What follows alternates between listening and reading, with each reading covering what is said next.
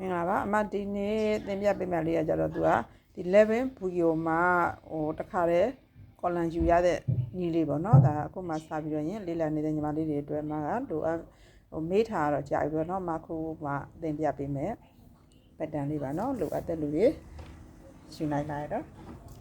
နဲဒါလေးကကြတော့ဒါအမတို့အခြေခံပတ်တန်လေးအမတို့ဆွဲပြီးသားလက်ဖောင်းပါလို့သူ့ကို၄စိတ်ပခုံးမှာဖြတ်ထုတ်ပြီးသားเนาะအဲ့ဒါကိုဒီမှာကိုကလည်းပဲဒီကနေပြီးတော့ရင်ကိုဘယ်လောက်ဖောက်ချင်လဲเนาะဒီပခုံးကနေဒီဘက်ထိတ်ကနေပြီးရင်ကိုဘယ်လောက်ကြံရင်လဲကြံလို့ရတယ်မှာကိုက3လက်မလောက်ကြံမှာလား2လက်မကွဲကြံမှာလားကိုကြံလို့ရတယ်ထားပါတော့အမတို့2လက်မကွဲပဲကြံမှာထားပါเนาะ2လက်မကွဲပဲကြံမှာဆိုရင်ဒီမှာဒီကနေပြီးတော့ရင်ဒီပခုံးထိတ်ကနေပြီးတော့ရင်ဒီဘက်ကို2လက်မကွဲနှစ်ခွဲချန်လိုက်2.4အဲ့ဒါကိုကိုကဘယ်လောက်ထိဖောက်မှာလဲဒီမှာရင်မြင်းရှိရဲ့အဲ့ရင်မြင်းပေါ်ကိုတစ်လက်မလောက်တက်လိုက်တစ်လက်မတက်ပြီးရင်တခါတည်းသူကိုလို့ဆွဲချလိုက်လက်မင်းမောက်တာလက်မင်းဖောက်ထားလိုက်နော်ဒါကြတော့မတော့သူ့ကိုချုပ်စာတခါတည်းဒီမှာတခါတည်းခြံမိတာနော်အဲ့တော့ရင်ဒီလက်မင်းကပြည့်သွားပြီဆိုတော့တို့ကလက်မင်းကတ်အောင်လို့တောက်တစ်ချောင်းထိုးမယ်နော်တောက်တစ်ချောင်းထိုးမယ်သူလည်းပင်နေမဟအောင်လို့၄သိတ်တောက်လေးတစ်ချောင်းထိုးမယ် 0.4 တောက်လေးအဲ့ပြီးမှလည်းပင်ပြန်ဖောက်ဒါလေးကိုပြန်တွက်ရင်သူ့ကိုထပ်လိုက်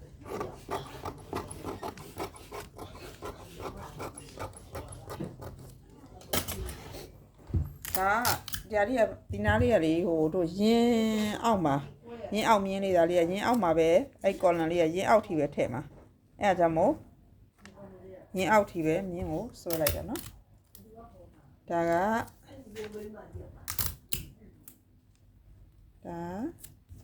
မြင်းလေးဒါရသွားပြီဒါဆိုရင်လည်းမဟာတော့တို့ဒီမြင်းနေပြန်ပြည့်ရင်ပြင်အောင်ရပြီအဲ့ပြီးတော့လို့ရှိရင်ဒီမှာကော်လန်ထည့်မယ်အဲ့တော့ရင်ဒီမှာဒီဘက်မှာလက်မဝက်ချံပြည့်ရင်တို့2လက်မနော်2လက်မသွားလိုက်2လက်မသွားပြရင်သူ့ကိုရနေပြရင်စောင်းလေးသွားလိုက်ကိုဘယ်လောက်ချမှာလဲ3လက်မချပါဆိုရင်အဲ့3လက်မထိသွားလိုက်ပြီးရင်ဒီနားနေပြီးတော့လေတို့ကော်လန်ဘက်ကလေ1လက်မအကြံထည့်မှာလား1လက်မကွဲအကြံချမ်းမှာလားချမ်းလို့ရတယ်เนาะထားပါတော့ဒီမှာ1လက်မကွဲဆိုလို့ရှိရင်အမတို့ခုနကတော့3လက်မချထားတယ်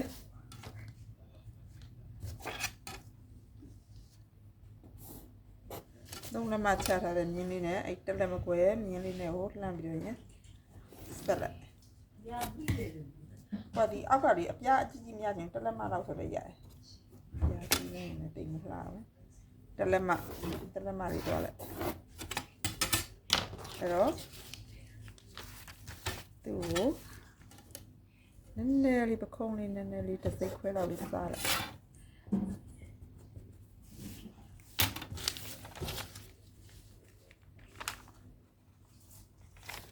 ဒီမြင်းလေးတိုင်းချိုးချလိုက်ပြီးရင်ဒီမှာကိုလိုချင်တဲ့ဟာကိုကကြီးနဲ့ဟောညက်လိုက်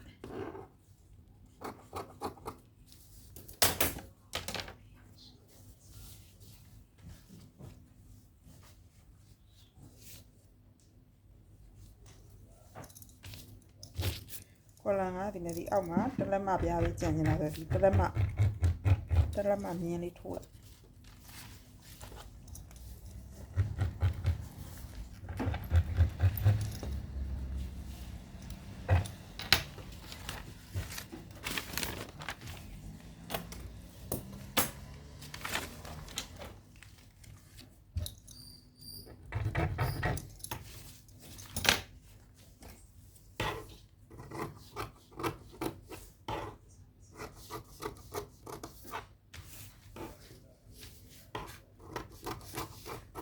ဒါလေးကရှင်အောက်ထိပဲကော်လန်လေးရသွားမှာပြီးမှဒီတောက်ကို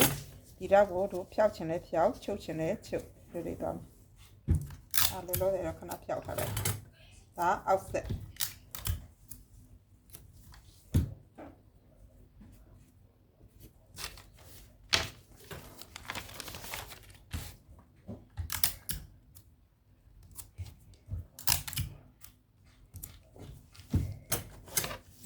တို့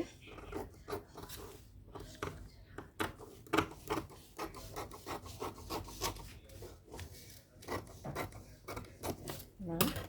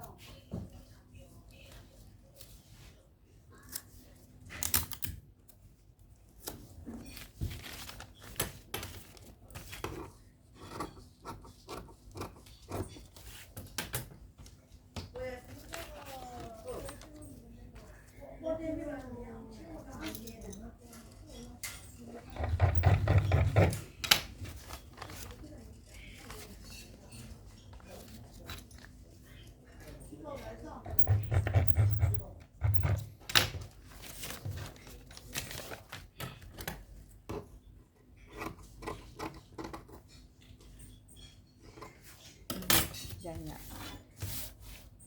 အဲ့တော့ပြီးရင်ဒီမှာ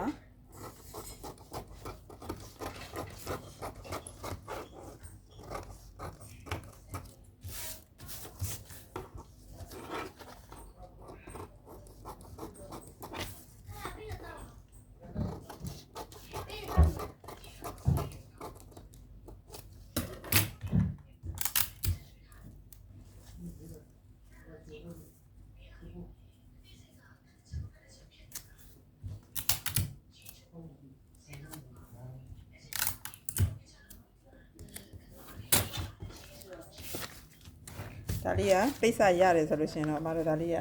၄ချက်သွားလိုက်ပါတော့ဟိုဘက်2ချက်ဒီဘက်2ချက်ဒီလိုမျိုးလေးဟိုဘက်ဒီလိုလာမှာဒီဟာလေးကဒီဟာလေးကိုကာဗွန်ထုတ်လွှင့်ရင်ဒီမှာ column back လေးသူ့ရဲ့ column back လေးလိုလာမှာတို့ကနောက်ချမ်းညှက်လို့ရှိရင်ဘယ်လိုညှက်မှာလဲဆိုတော့နောက်ချမ်းညှက်ရင်ကြတော့ရင်ဒီမှာဒီရှေ့ကိုမှာချုပ်စာ၄သိပ်ထုတ်ပြီးတော့ချုပ်စာ၄သိပ်ချမ်းပြီးတော့ညှက်မှာเนาะဒီမှာဒီရှေ့ချမ်းကကြတော့အမတို့ဒီမှာတခါလေး level ရတာချုပ်စာထည့်တယ်မလို့တော့เนาะဒီမှာတခါလေးဒါလေးပြီးတယ်ဒီမှာတော့ကိုကcolumn ကြီးကျင်တယ်ဆိုလို့ရှိရင်တော့ဒီမှာချုပ်စာလေး၄သိပ်ပြန်ပြရင်ဟိုထုတ်ပြီเนาะအဲ့တော့မှတ်ထားရမှာဒီမြင်းလေးဒီအလဲစင်တာမြင်းလေးကိုတစ်ချက်မှတ်ထားပြီးရင်မလှတဲ့ဘက်မှာဒီ line လေးကိုတို့ကာဗွန်လေးတစ်ချက်ထိုးထားเนาะဒါလေးက